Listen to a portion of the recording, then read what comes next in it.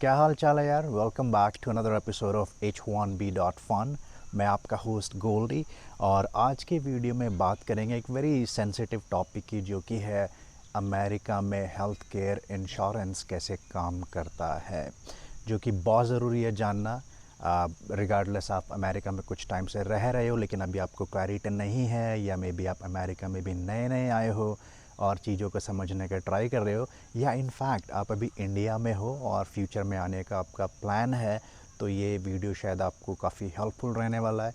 और ख़ासकर आप अभी इंडिया में हो तो इससे आप ऑल्सो अपनी सैलरी के नेगोशिएशन में भी आपको थोड़ा हेल्प मिल सकता है। तो वीडियो की शुरुआत करने से पहले एक छोटा सा फॉर्मल डिस्क्लोजर, वो ये कि मैं कोई हेल्थ केयर एडवाइज़र या इंश्योरेंस कंसल्टेंट नहीं हूँ। मैं 2014 में आपकी तरह यहाँ पे H1B पे आया था।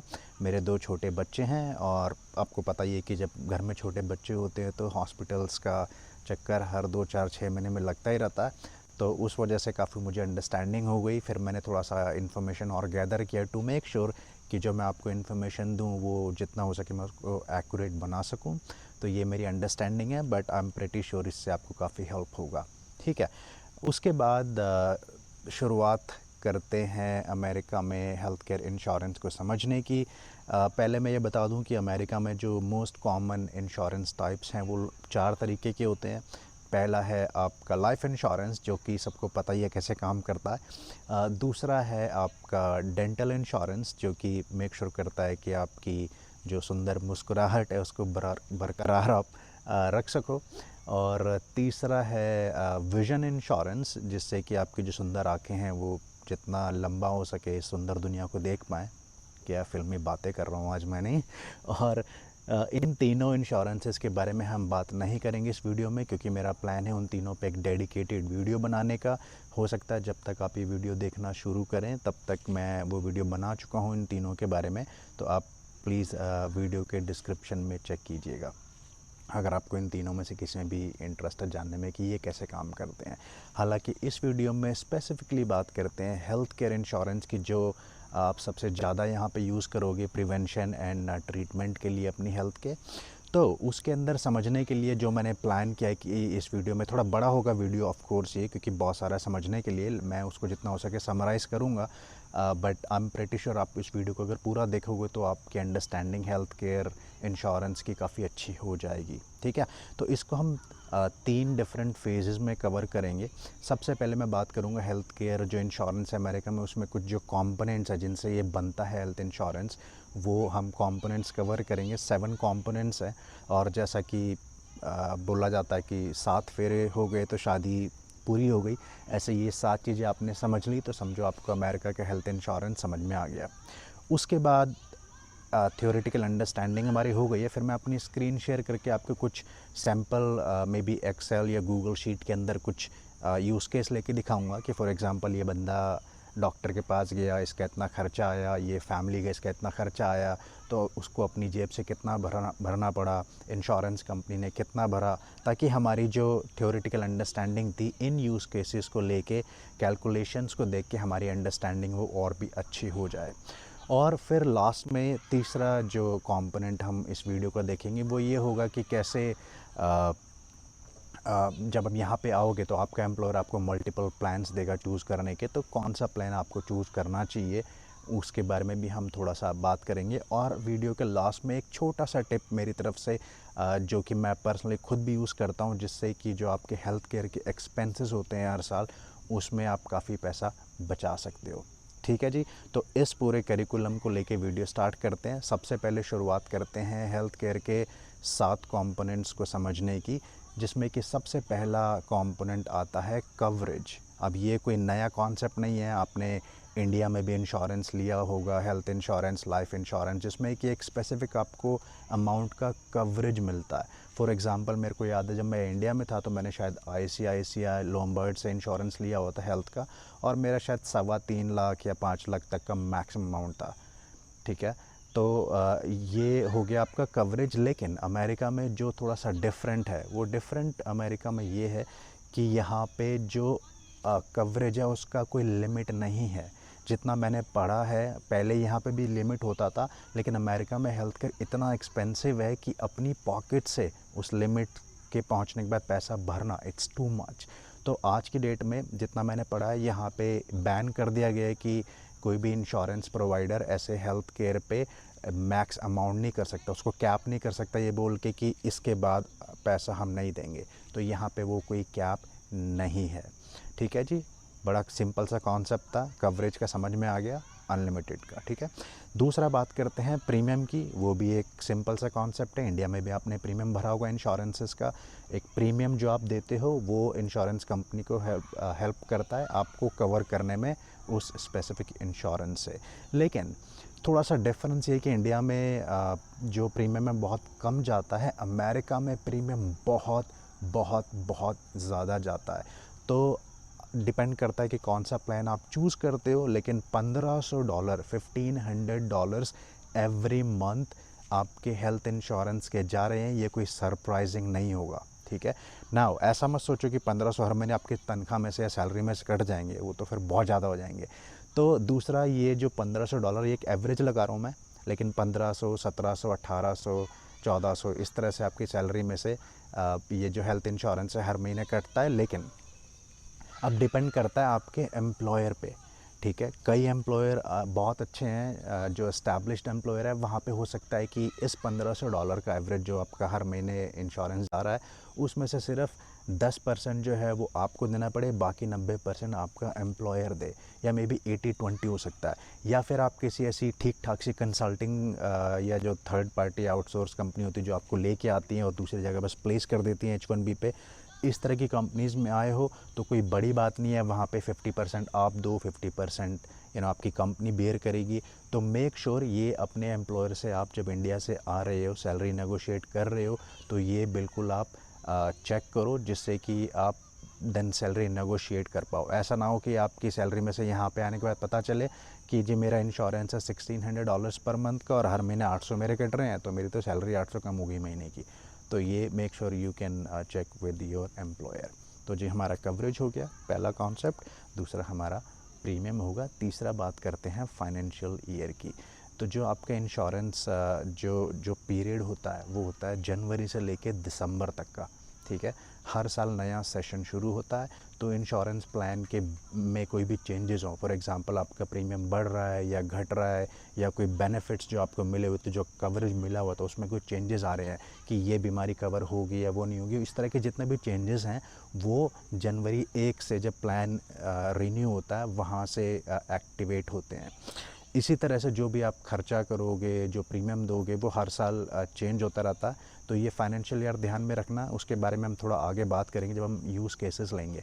जनवरी टू दिसंबर, ठीक है, आप किसी भी महीने में अमेरिका में आओगे आप इंश्योरेंस डे 1 से ख़रीद सकते हो, ले सकते हो, लेकिन जो साइकिल है वो जनवरी टू दिसंबर चलता है। और शायद जब आगे बात करेंगे हम यूज़ केसेस में तो और क्लियर हो जाएगा कि फाइनेंशियल ईयर का इम्पॉर्टेंस क्या है। ठीक है जी, 3 चीज़ें हो गई।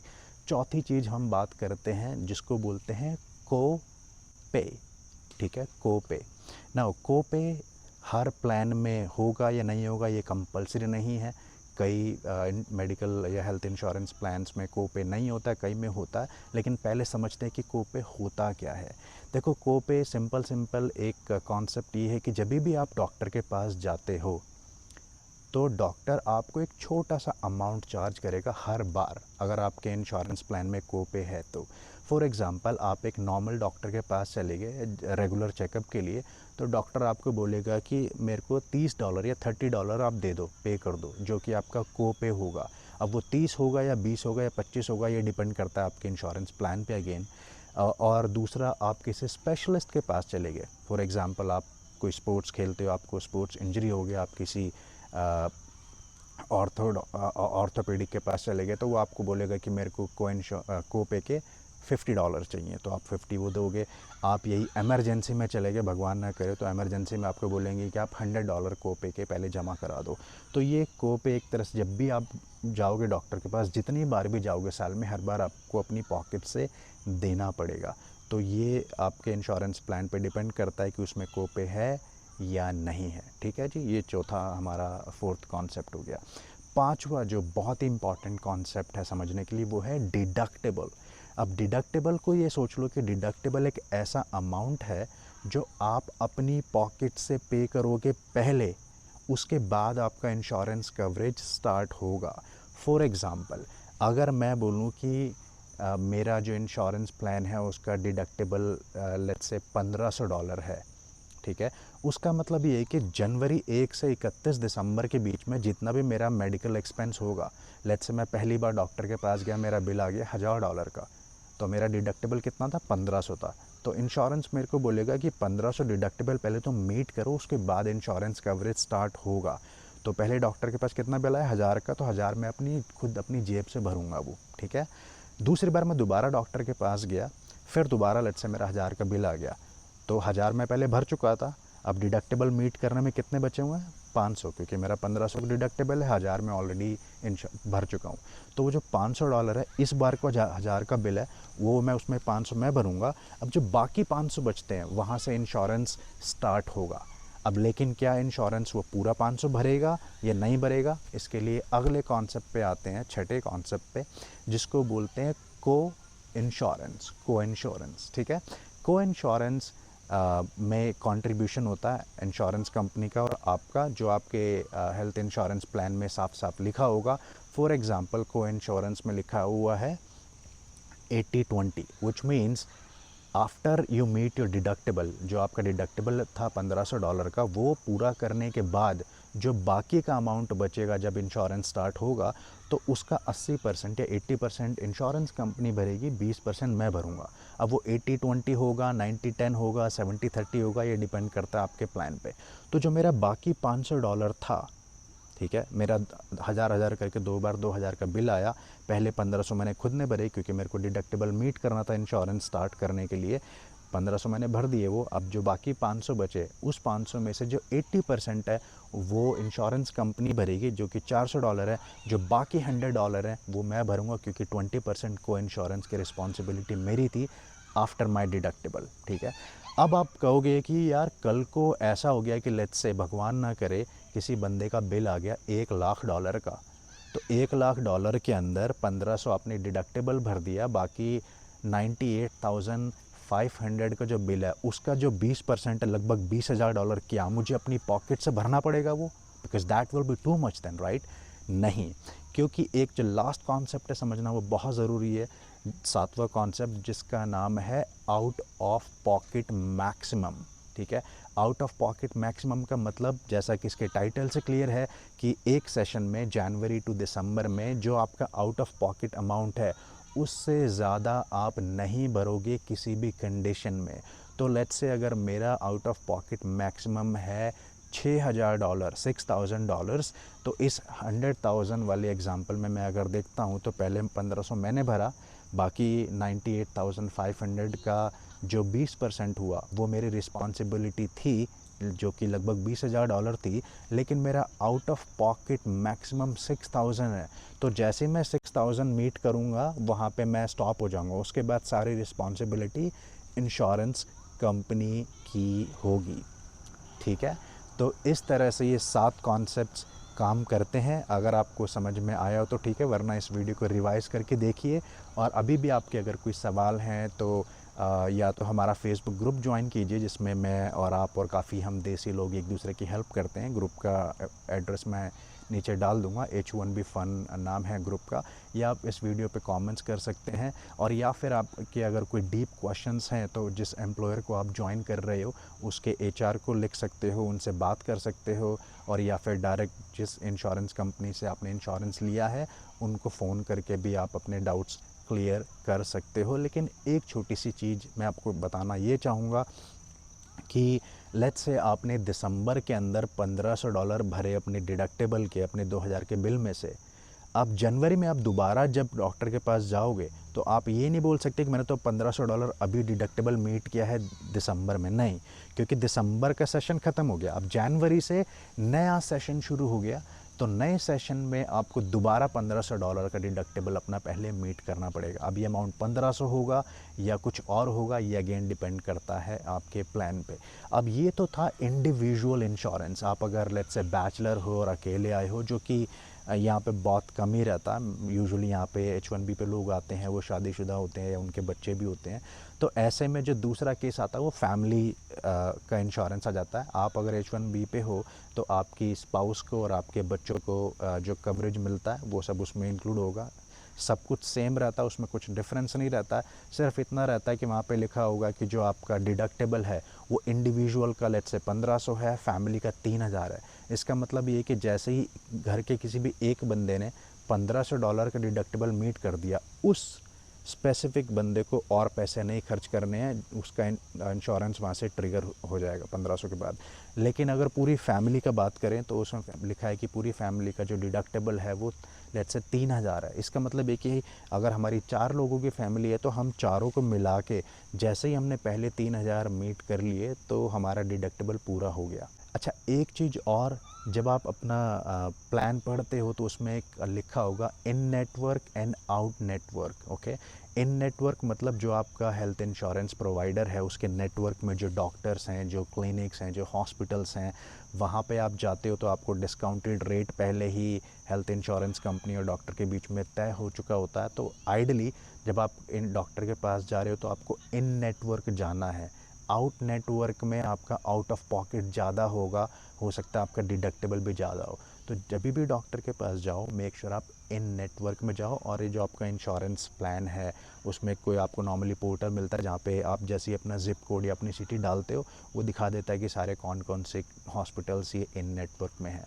आउट नेटवर्क मतलब वो नेटवर्क में नहीं है, इसलिए वहाँ पे आपको ज़्यादा पैसे भरने पड़ सकते हैं।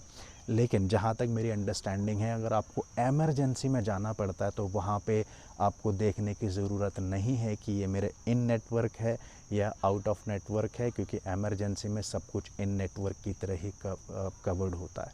ठीक है जी। आई होप आपको अभी समझ में आ गया होगा कि पूरा जो हेल्थ इंश्योरेंस के कॉन्सेप्ट्स हैं कैसे काम करते हैं। अभी हम ऐसा करते हैं, अभी मैं अपनी स्क्रीन शेयर करता हूँ, 3-4 हम अलग अलग सैम्पल यूज़ केसेस लेते हैं कि डॉक्टर के पास गए, इतना खर्चा आए तो कैसे उसमें हमें भरना पड़ेगा, कितना इंश्योरेंस कंपनी बढ़ेगी, जिससे हमारी अंडरस्टैंडिंग और अच्छी हो जाए। तो चलिए मैं अपनी स्क्रीन शेयर करता हूँ। ओके, तो यार घर पे आ गया हूँ मैं भी। अभी स्क्रीन शेयर करके मैं दिखा रहा हूँ आपको। तो पहले कुछ यूज़ केसेस लेने से पहले एक अपना सैम्पल प्लान मैंने बनाया है ये। तो आई वुड रेकमेंड कि आपके पास अगर इंश्योरेंस का अपना डॉक्यूमेंट है तो उसको लेके इसको साथ में वीडियो को देखोगे तो शायद और अच्छे समझ में आ पाएगा। वरना ये सैम्पल प्लान मैंने बना लिया है। ठीक है, तो प्लान डिटेल्स में हमने लिया है अपने प्लान में। फॉर एग्जांपल को पे है हमारा $30 का रेगुलर डॉक्टर विजिट के लिए, 50 स्पेशलिस्ट की विजिट के लिए और 100 इमरजेंसी के लिए। डिडक्टेबल हमारा इंडिविजुअल का 1500 है, फैमिली का 3000 है। को इंश्योरेंस हमारा 80-20 है। Out of pocket maximum individual के लिए 3000 मैंने लिया है और out of pocket maximum family के लिए 6000 लिया है। ये है हमारा इन नेटवर्क। आउट ऑफ नेटवर्क के फिगर्स अलग हैं, जैसे कि मैंने यहाँ पे लिखा हुआ है, जिसमें प्राइमरीली डिडक्टेबल और आउट ऑफ पॉकेट में ही फ़र्क पड़ता है। ठीक है, तो अभी हम अपना सैम्पल यूज़ केस लेते हैं। समझो कि बंदा अकेला है, अभी हैप्पी है, शादी नहीं हुई है, अभी बच्चे नहीं हुए। तो अकेला बंदा यहाँ पे आया, वो पहली बार डॉक्टर को विजिट करने गया और उसका बिल आ गया। सबसे पहले तो उसने कोपे किया, क्योंकि ये रेगुलर जनरल फिजिशियन के पास गया।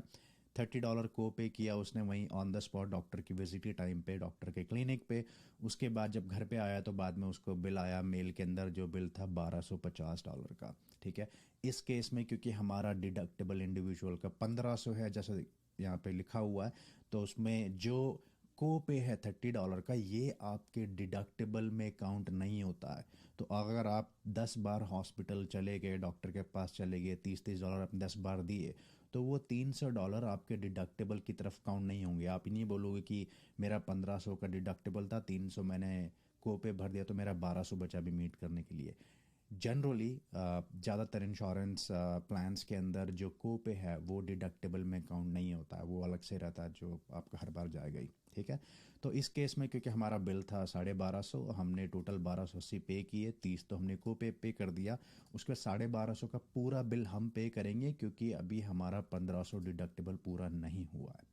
ठीक है, तो अब चलते हैं दूसरी विजिट पे। लेट्स से बंदा दूसरी बार जाता है, इस डॉक्टर ने, जनरल फिजिशियन ने किसी स्पेशलिस्ट को रेफर कर दिया। तो इस बार क्योंकि बंदा स्पेशलिस्ट के पास जा रहा है तो को पे स्पेशलिस्ट का $50 है प्लान में। तो बंदे ने जाती ऑन द स्पॉट वहाँ पे ओपीडी के टाइम पे $50 पे किए। उसके बाद लेट्स से बंदे का बिल आ गया $2000 का। अब क्योंकि 2000 का बिल है, हम पहले ही 1250 अपने डिडक्टिबल में पे कर चुके हैं। डिडक्टिबल हमारा 1500 था, तो 1500 में से 1250 गए, बचे $250। तो $250 अभी बचते हैं हमें अपने डिडक्टिबल को मीट करने के लिए। तो इस 2000 में से $250 जो है हम पहले पे करेंगे।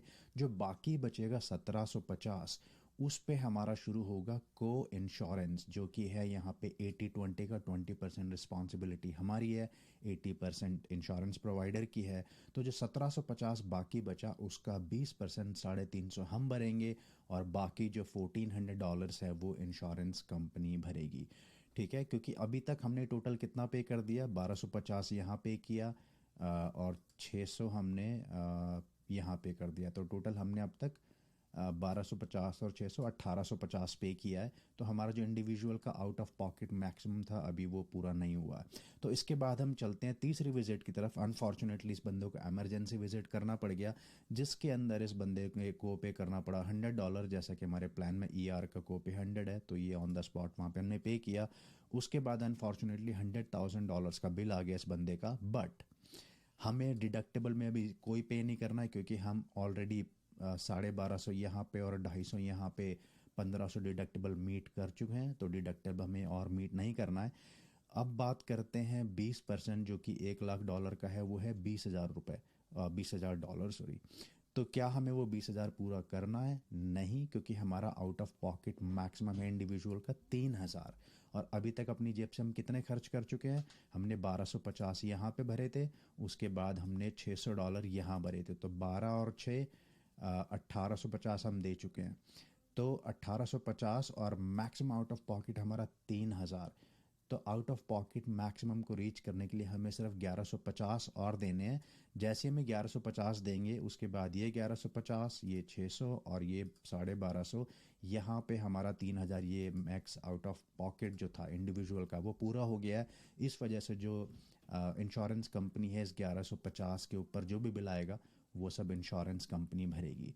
अब लेट्स से इस बंदे को और विजिट्स लगानी पड़े, अगर इस बंदे को उसके बाद कोई पैसा नहीं देना है, क्योंकि नंबर 1 इस बंदे का डिडक्टेबल भी मीट हो चुका है, और नंबर 2 आउट ऑफ पॉकेट भी मीट हो चुका है। तो एज्यूमिंग कि इस फैमिली में 4 लोग हैं, हस्बैंड वाइफ है और 2 बच्चे हैं। तो ये तो हो गया पहले मेंबर के बारे में। अब लेट्स से दूसरा मेंबर, लेट्स से स्पाउस चली जाती हैं अनफॉर्चुनेटली डॉक्टर के पास, और उसमें रेगुलर डॉक्टर विजिट था, $30 पहले कोपे का भरना पड़ गया। उसके बाद मेडिकल बिल अगेन 1250 आ गया, क्योंकि अब ये फैमिली का दूसरा इंडिविजुअल है, तो इसका अलग से इंडिविजुअल अकाउंट होगा। तो इसने भी 1500 डिडक्टेबल मीट नहीं किया है, तो यहाँ पे पूरे 1280 आपने भरे, 30 ऑन द स्पॉट को पे के, और 1250 बाद में पूरे मेडिकल बिल के, क्योंकि इन्होंने भी $1500 का डिडक्टेबल मीट नहीं किया है। ठीक है, लेकिन अब दूसरी विजिट जब इनकी होगी, लेट्स से ये दूसरी विजिट इनकी स्पेशलिस्ट डॉक्टर को थी, जिसमें कि कोप इन्होंने $50 अपनी जेब से भरा, उसके बाद मेडिकल बिल इनका आ गया $2000। ठीक है, अब आप पे करेंगे 600, क्योंकि $250 आपका अभी भी बचा हुआ इंडिविजुअल का 1500 मीट करने में, और बाकी जो बिल बचा उस 1750 का, उसका 350 आपको देना होगा को इंश्योरेंस। तो ये $600 आप पे करोगे। ठीक है, तो लेकिन लेट्स अब एक और केस लेके चलते हैं हम। इसके अंदर लेट्स से हमारा फैमिली का अभी तक टोटल हमारा जो फैमिली का डिडक्टेबल था वो हमने, देखो इस इंडिविजुअल का तो हो गया था 3,000 सॉरी 1500 डिडक्टेबल पूरा। लेकिन अगर दूसरा है कि या तो इंडिविजुअल का 1500 हो जाए या पूरे परिवार का डिडक्टेबल 3,000 मीट हो जाए। तो अभी तक हमने कितना डिडक्टेबल मीट कर लिया है? 1250 यहाँ पे किया, उसके बाद 250 यहाँ किया, तो कितना हो गया? 13 और 2 1500, 1500 ही हुआ ना? हाँ 1500। और उसके बाद 1500 यहाँ पूरा हो गया। उसके बाद स्पाउस ने हमारी 1250 यहाँ पे कर दी, और $250 यहाँ पे कर दिए। तो इन दोनों का भी इंडिविजुअल 1500 मीट हो चुका है, और एज ए फैमिली हम पूरा 3,000 की डिडक्टेबल ऑलरेडी मीट कर चुके हैं। अब अगर हमारी फैमिली का तीसरा मेंबर अनफॉर्चुनेटली बीमार हो जाता है और डॉक्टर के पास जाता है, तो सबसे पहले नॉर्मल आप $30 उनको कोपे भरोगे। लेकिन अगर उनका 2,000 का मेडिकल बिल आ गया, तो इस बार आप सिर्फ $400 भरोगे, जो कि था आपका 20% 2000 का। यहाँ पे हमने डिडक्टिबल नहीं लिया है क्योंकि इस तीसरे बंदे को अपना इंडिविजुअल $1500 करने की ज़रूरत नहीं है मीट, क्योंकि as a family husband and wife ने पहले ही $3000 का डिडक्टिबल फैमिली का मीट कर लिया है। ठीक है, तो यहाँ पे डिडक्टिबल हमें ज़ीरो पे करना है, हमें सिर्फ $400 पे करने हैं, जो कि 20% है 2000 का, जिसका हमारा बिल है। ठीक है, अब क्योंकि हमारा को इंश्योरेंस था, लेट्स से इमरजेंसी में पहुंच गया, तीसरा बंदा जो था फैमिली का, $100 को पे भरना पड़ गया, मेडिकल बिल आ गया $1,00,000 का, लेकिन हम कितने भरेंगे? हम सिर्फ $750 भरेंगे। वो इसलिए भरेंगे क्योंकि अभी तक, ठीक है, डिडक्टिबल फैमिली का ऑलरेडी मीट हो चुका है, हमें डिडक्टिबल में कुछ नहीं भरना है। $20,000 हमें आइडली देने थे क्योंकि $1,00,000 का को इंश्योरेंस 20,000 बनता है, लेकिन हम आउट ऑफ पॉकेट हम फैमिली का मीट करने वाले हैं, क्योंकि देखो हमने अगेन एक बार दोबारा कैलकुलेट कर लेते हैं, 1250 और 600 1850, 1850 और 1150 कितना हो गया? 3000, 4250 और 600 4850 और 400, 48 और 4 5250। ठीक है, तो ये 5250 हम ऑलरेडी पे कर चुके हैं। हमारा max out of pocket family का 6000 है, तो सिर्फ 750 बचते हैं हमारा ये आउट ऑफ पॉकेट फैमिली का मीट करने में। ठीक है, ये वाला, तो यहाँ पे हम सिर्फ $750 भरेंगे। बाकी का जो बिल है वो हमारी इंश्योरेंस कंपनी भरेगी, और इसके बाद any additional visits by any of our family members will not be charged to us, क्योंकि हम नंबर एक डिडक्टिबल ऑलरेडी मीट कर चुके हैं, नंबर दो हम आउट ऑफ पॉकेट मैक्सिमम भी मीट कर चुके हैं। Okay, welcome back. I think screen share से जो आपने देखा अभी कुछ यूज़ केसेस, उससे आपकी अंडरस्टैंडिंग और अच्छी हो गई है कि कैसे अमेरिका में हेल्थ इंश्योरेंस काम करता है। अभी बात करते हैं कि जब आप प्लान चूज़ करने जाओगे तो आपको किस तरह से प्लान चूज़ करना है। नॉर्मली अब आपका एम्प्लॉयर आपको 2 या 3 तरह के प्लान के ऑप्शंस देगा, जिसमें से आपको चूज़ करना होगा। तो देखो, सीधी सीधी बात ये है कि जिस भी प्लान में डिडक्टिबल ज़्यादा होगा, आउट ऑफ पॉकेट ज़्यादा होगा, को इंश्योरेंस ज़्यादा होगा, को पे भी होगा, उसका जो प्रीमियम है वो ऑब्वियसली कम होगा, क्योंकि जो रिस्क है थोड़ा सा वो आप कवर कर रहे हो। आप बोल रहे हो कि डिडक्टिबल मैं भरूंगा पहले $3000 या आउट ऑफ पॉकेट मेरा रहेगा $10,000, तो आप थोड़ा रिस्क कवर कर रहे हो, इसलिए इंश्योरेंस कंपनी आपका प्रीमियम कम चार्ज करेगी आपको। दूसरी तरफ एक ऐसा भी प्लान होगा जिसमें आपका प्रीमियम हर महीने ज़्यादा जाएगा, लेकिन उसके अंदर जो आपका डिडक्टिबल है वो कम होगा, आपका आउट ऑफ पॉकेट मैक्स कम होगा, हो सकता है आपका को पे उसमें ना हो।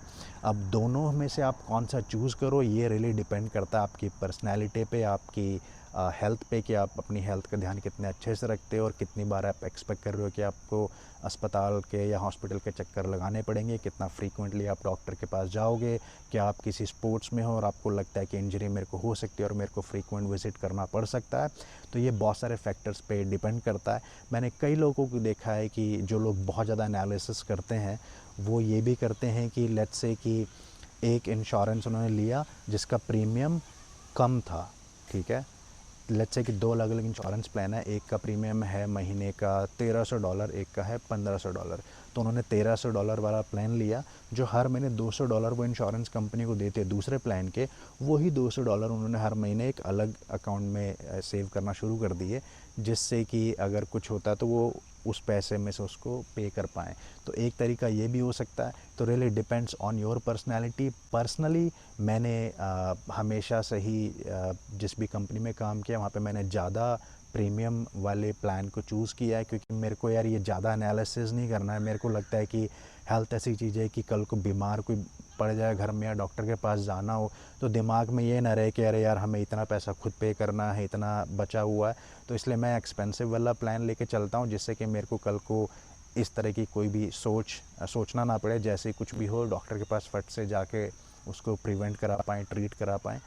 ओके, ये 3 चीज़ें हो गई। अभी जैसे मैंने कि आपको प्रॉमिस किया था एक फोर्थ चीज़ जो कि एक बोनस टिप है, जिसको मैं खुद एक्सपीरियंस कर रहा हूँ काफ़ी टाइम से, उसके बारे में बात करते हैं, जिससे कि आप अपने हेल्थ केयर के जो एक्सपेंसेस आप करोगे हर साल उसमें आप पैसा बचा सकते हो, जिसका नाम है HSA, या जिसको बोलते हैं हेल्थ सेविंग्स अकाउंट। अब डिफरेंस क्या होता है कि जब आपको सैलरी मिलता है H1 पे तो आप पहले टैक्स पे करते हो सरकार को, उसके बाद आपको इन हैंड सैलरी मिलता है।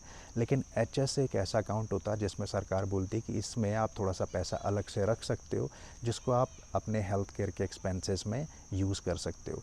तो जो आप हर महीने पैसा इस HS अकाउंट में डालोगे, इसका पूरे साल का कुछ लिमिट होता है जिसका मैं एक डिटेल में वीडियो बनाऊंगा HS के बारे में।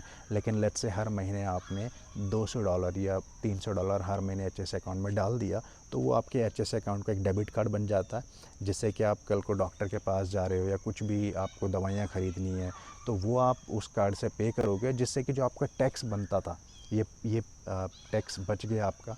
ठीक है, तो आपके जो हर महीने $200-300 हैं वो टैक्स कटने से पहले ही HSA में आ गए, तो थोड़ा बहुत इससे सेविंग हो जाता है। ख़ासकर आप अगर शादीशुदा हो, बच्चे हैं आपके, आपको पता है कि आपको यूजुअली जाना ही पड़ेगा हेल्थ चेकअप्स के लिए या प्रिवेंशन के लिए डॉक्टर के पास बच्चों के साथ। ठीक है जी, तो HSA का मैं एक डेडिकेटेड मैंने अलग से वीडियो बनाने का प्लान किया है। हो सकता है अब तक मैं बना चुका हूँ, जब आप वीडियो देखना शुरू कर रहे हो तो डिस्क्रिप्शन में डू चेक इट आउट। इसके साथ ही मैं वीडियो, मुझे पता है बहुत बड़ा हो गया बट होपफुली ये कॉन्सेप्ट आपको समझ में आ गया होगा कैसे हेल्थ इंश्योरेंस अमेरिका में काम करता है। और आप कमेंट करके या फेसबुक ग्रुप में बताओ कोई सवाल हैं तो। इसके साथ ही वीडियो फिनिश करता हूँ। Thank you so much for watching. Please do like, share, comment and subscribe if you like my content. और अगले वीडियो में बात करते हैं एक और इसी तरह के टॉपिक की जिससे शायद आपको अमेरिका में सेटल होने में हेल्प मिलेगी। So with that, thank you so much.